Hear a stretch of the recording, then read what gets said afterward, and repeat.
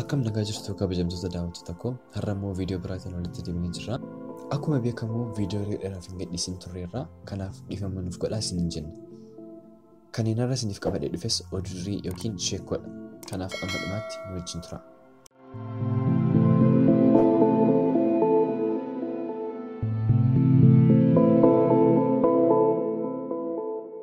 Mata dureen oduurii kootii fattee fi sangicha jedha.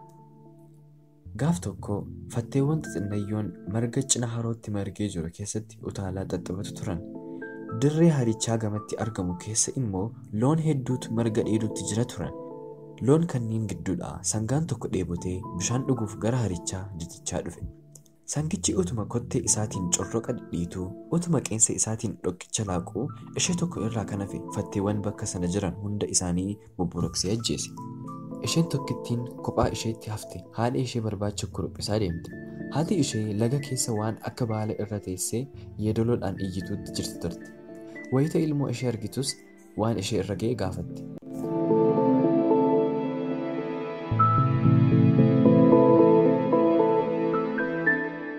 Naasuu irraa kan ka'e hafuurri fattee ilmoo utuma ciccituu rakkoo ishee mudate aayyoo isheetti tokko tokkoon tarreessuu eegalte. Yaa harmee koo, bineensi hamaan tokko obbolaa koo hundumaa ajjeese. Bineensi miilli isaa hamma tulluu ga'u sun qeensa isaa ol fudhatee mataa isaanii irra kaa'ee obbolaa koo bobborokseen jette fattee ilmoon. Bineensa miilli isaa hamma tulluu ga'u jettee iyyite fattee aayyoon fuulli ishee akka daalachaa'u ta'e. Bineensi akkasii gara qabiyyee keenyaa dhufuun hin eeyyamamuuf deemeen lolaan jette fattee aayyoon. Aayyoo koo ittiin loluu hin dandeessu, inni baay'ee guddaadha jettee harmee isheetti korrifte fattee xinnoon. Callisi jettee itti dheekkamte fattee aayyoon mucaa isheetti. Inni hamma barbaadu guddaa ta'ullee ani immoo isa caalaatti of guddisuu nan danda'a. Erga kana dubbattee booda akkuma ijoollee aannan qufanii garaa isaanii dhiibaa deemanii fattee aayyoonis qilleensa hanga dandeessu harkiftee hamma obbo sangaa guddachuu murteessite.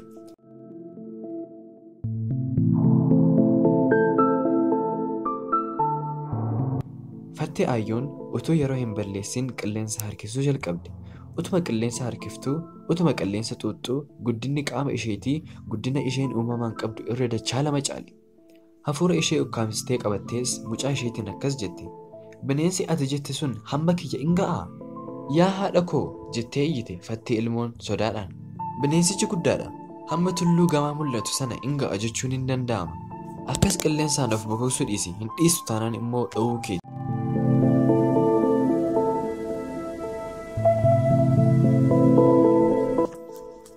Fattee aayyoon garuu ija ishee dunuunfattee itti aansitee immoo afaan ishee bantee hanga dandeessu wayita isheen qilleensa harkisuu jalqabdu fattee ilmoon cinqiidhaaf sodaadhaan waan ta'u ilaaluutti teesse.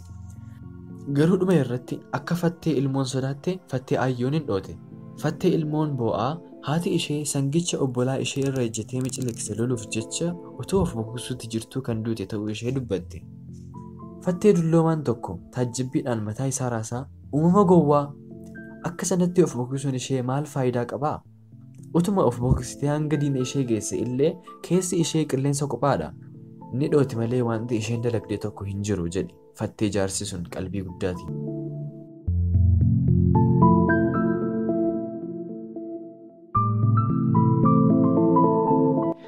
Oduu durii kana keessatti hiikni jechaa aayyoo haadha yookiin harmee jechuudha.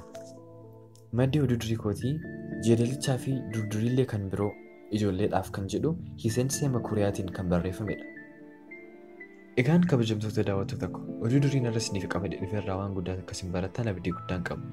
Viidiyoon har'a isiniif qabadhee dhufe kana fakkaate. Kanneen chaanalii kanaaf haaraa taatan subscribe gochuun yoo viidiyoo kana jaallattan like gochuun akkasumas hiriyoota keessaniif share gochuun dagatiin. Waan yaada keessan keessa jiru immoo komentii keessanaaf kaa'aa jedha. Amma dhumaatti waan dhaggeeffattaniif guddaa galatoomaa. Viidiyoo biraatiin namoonni arginutti nagaan naaf tura.